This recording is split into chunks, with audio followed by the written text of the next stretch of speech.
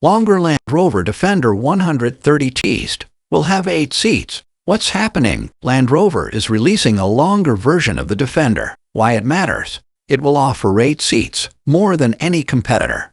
The Land Rover Defender lineup will expand on May 31st with the unveiling of the Defender 130, a longer variant of the SUV that will have 8 seats in total, while the existing 4-door Defender 110 is available with a third row of seats. The $2,100 folding setup only seats 2 and is very cramped for adults. Not to mention it takes up a lot of the cargo area when in place. The 130's layout will have 3 crossbench seats in both the second and third rows for a total of 8 seats, though we bet a 7-seat layout may also be offered. Unlike with other extended SUVs, the additional length will seemingly be behind the rear axle instead of in the wheelbase, giving the Defender 130 ungainly proportions with a large rear overhang not unlike the recently revealed Jeep Grand Wagoneer L that should make the third row really spacious, at least. Otherwise, the Defender 130 should look just like the other Defender models,